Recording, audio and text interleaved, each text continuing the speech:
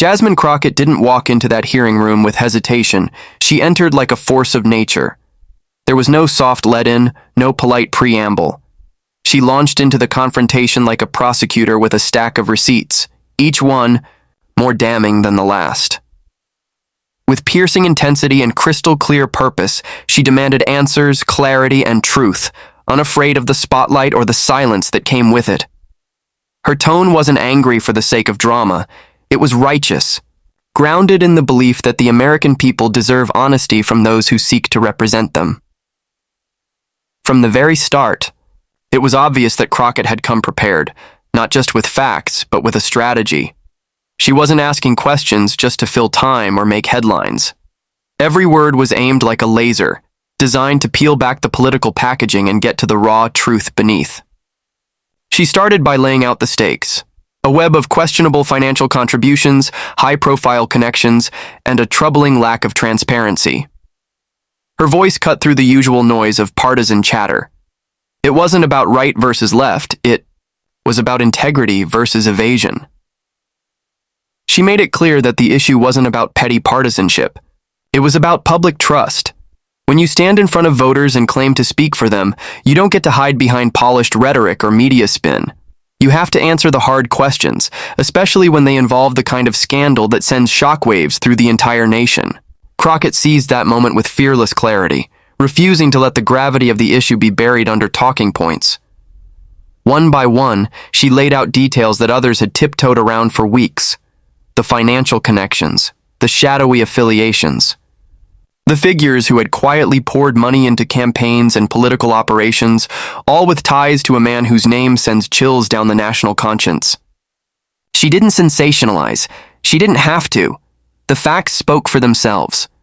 But what made her confrontation so powerful was the unrelenting way she presented those facts, demanding accountability not with a smirk, but with the weight of moral obligation. And it wasn't just what she said, it was how she said it. Every sentence was delivered with precision. Her voice carried the controlled fire of someone who had seen too many politicians get away with too much for too long. She didn't allow interruptions. She didn't pause to check if the room was comfortable. She took control of the narrative, with the kind of confidence that only comes from being absolutely sure that you are standing on the side of truth. The room itself seemed to shift. Faces that were once calm and composed started to tighten. Murmurs moved across the background like a slow wave. But Crockett didn't flinch. She was locked in, eyes sharp, voice unwavering. When attempts were made to redirect or dilute the moment, she pushed right back, calmly, firmly, but without budging an inch. She reminded everyone in that room that this wasn't a moment to be managed. It was a moment to be confronted. And at the heart of it all was her unwillingness to let power hide behind politeness. Too often, political discourse gets sanitized, to the point of uselessness. But Crockett broke through that fog. She brought heat, but it was focused heat, channeling public frustration into pointed questions and boiling complex connections down into plain truth. Her confrontation wasn't just a challenge to one person, it was a call to everyone in public service. If you have nothing to hide, then step into the light. And if you do, no amount of spin will save you from someone who came ready. That readiness was the key. Crockett didn't rely on grandstanding or empty flourishes. She had done her homework. She had studied the money trail, the records, the statements, and she used all of it to construct a line of questioning that no one could simply shrug off. Even silence became an indictment. Each refusal to engage, each glance away, each stalled reply only made her voice stand taller. When the confrontation began, it was clear that the person being questioned hadn't anticipated the kind of pressure that was about to unfold. Accustomed to handling the media, navigating interviews, and dodging tough inquiries with well-rehearsed lines, they walked into the room with an air of practiced composure. But as the questions started to build in intensity, it became obvious that this wasn't going to be another routine exchange. The prepared remarks and political armor that usually provided cover began to crack. The first signs were subtle. Slight hesitation in the voice, a pause that lasted just a beat too long. Then came the search for a response, eyes darting across, the room as if looking for someone to step in or a line of defense to grab onto. But there was no rescue coming. The questions kept coming, each one more direct than the last, and the silence in response began to grow louder than any statement could have. That silence spoke volumes. In politics, silence isn't just a lack of sound. It's a vacuum where confidence used to be. It signals a loss of control, a recognition that the usual tools of deflection and distraction have failed. As the scrutiny intensified, so did the discomfort. The veneer of authority that once shielded the subject began to peel away, revealing a very human response to pressure: uncertainty.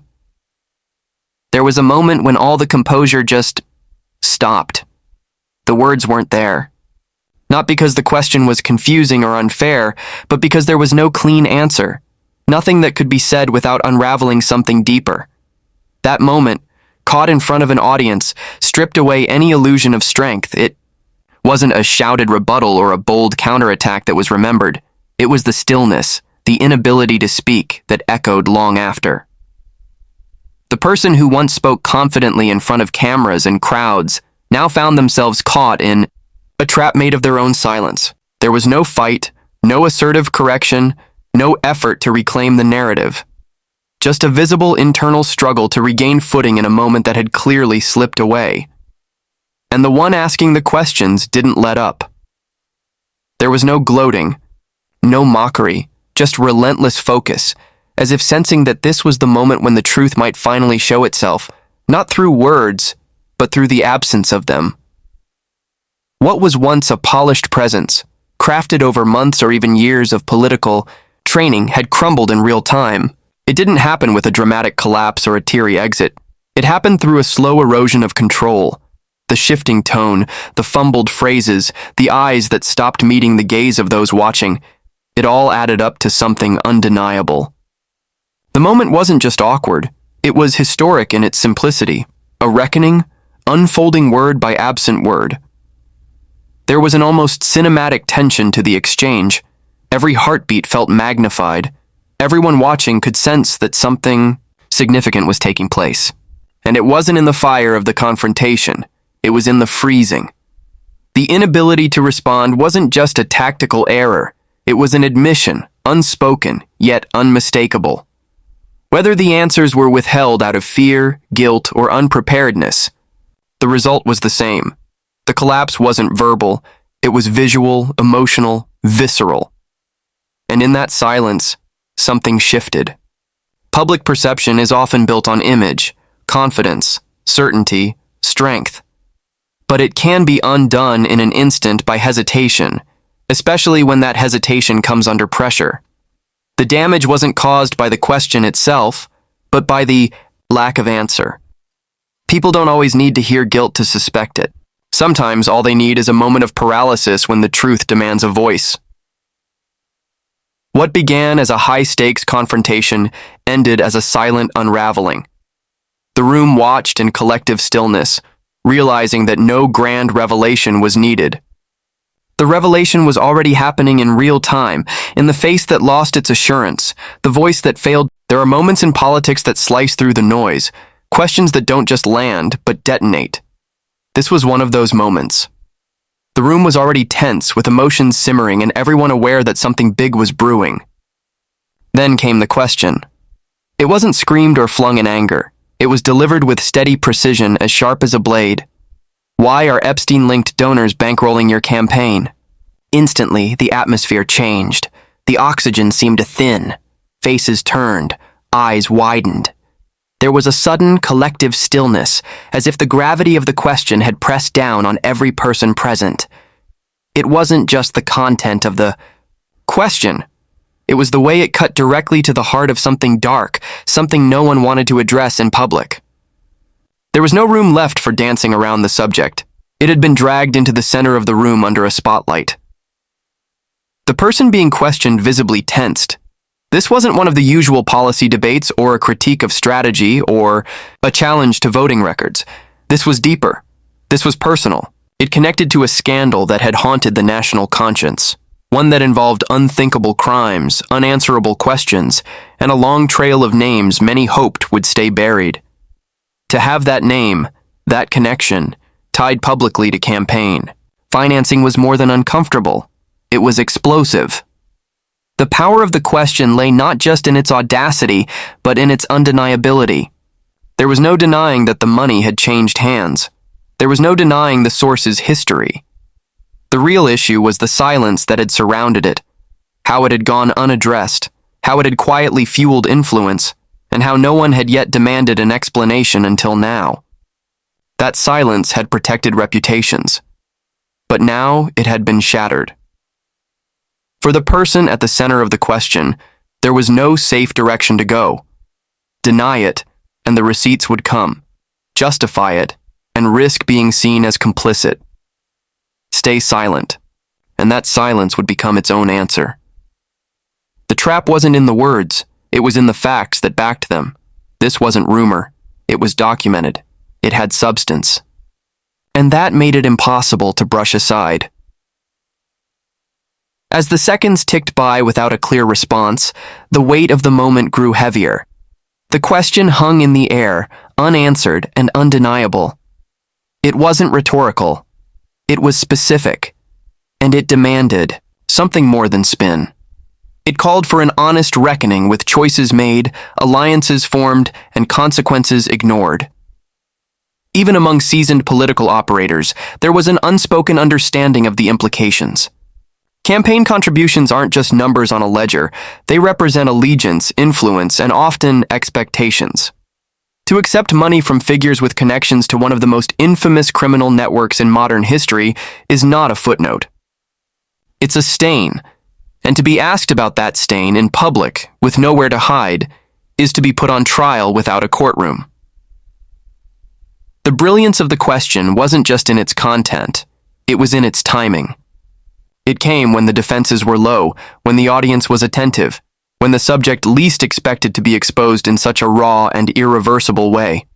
There was no build-up, no easing into it, just a direct line from controversy to accountability. The moment sent a ripple through everyone watching. It became clear that this wasn't just a political rivalry, it was a moral confrontation. One figure was asking a question on behalf of countless Americans who had watched too many powerful people evade consequences. This was their voice, distilled into one pointed question that demanded to be answered. No matter what came after, the impact had already been made. It wasn't about winning a debate. It was about piercing through layers of denial, image control, and narrative manipulation. It was about forcing a reckoning. Not in a courtroom, not in a headline, but right there, in real time, under the unforgiving glare of truth. The silence that followed didn't weaken the question. It amplified it.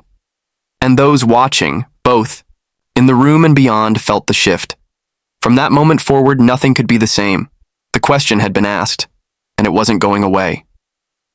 The fallout from the confrontation wasn't limited to a single room or audience. What began as a tense exchange between two public figures erupted into something far bigger. A cultural flashpoint, a media frenzy, and a moment of reckoning that couldn't be swept aside. Within minutes of the confrontation, clips of the moment were flooding social media feeds. The silence that followed the hard-hitting question was looped and analyzed, dissected frame by frame, as if the truth could be pulled from every pause, every glance, every flicker of discomfort. It wasn't just about who said what, it was about what wasn't said. The refusal to offer a clear answer spoke louder than any rebuttal could have. That kind of evasion, especially when tied to a scandal so deeply ingrained in the public consciousness, triggered something visceral. People didn't just want commentary, they wanted accountability. They wanted to know who was standing on the right side of history and who had chosen comfort over courage. Journalists, pundits, and everyday citizens all weighed in. Some tried to downplay the question, framing it as a cheap shot or a distraction. But those arguments failed to gain traction. The public wasn't interested in deflection. There was a hunger for answers. And more importantly, there was growing outrage that the question had to be asked in the first place, that it hadn't already been addressed by those who had the platform, the resources, and the responsibility to do so. In the days that followed, the conversation shifted. People began looking deeper into the web of connections that had once been dismissed as fringe speculation. Donor records were revisited, past statements were unearthed. The spotlight expanded, not just illuminating the one being questioned, but casting long shadows across others who had once stood in the background. Allies became liabilities, silence became complicity, and the demand for transparency reached a new volume. The confrontation became a symbol, one that extended beyond the individuals involved. It represented a line in the sand, a refusal to let powerful figures hide behind vague statements and polished images. For years, the public had watched as scandal after scandal was absorbed into the political machine, cleaned up with press releases and ignored until it faded from memory. But this moment hit differently. This wasn't just about politics, it was about moral clarity in the face of something ugly and unresolved. What followed wasn't chaos, it was clarity. People began to realize that behind every polished campaign, ad and smiling photo op, there might be stories left untold. Stories that only come to light when someone is bold enough to ask the uncomfortable questions. That realization sparked deeper conversations about campaign finance, about influence, about the price of silence. It pushed citizens to look beyond headlines and into the fine print, to examine not just what their leaders say, but who's funding their rise to power. In the political world, moments like these are rare. They are unpredictable, unscripted, and uncontrollable. But their impact is undeniable. This wasn't a moment that could be walked back or spun away. It marked a shift in public expectation. No longer was it acceptable for leaders to dodge responsibility with clever phrasing or canned responses. People wanted honesty, even when it was uncomfortable, especially when it was uncomfortable. There was also a sense of vindication for those who had long suspected that certain topics were being carefully avoided.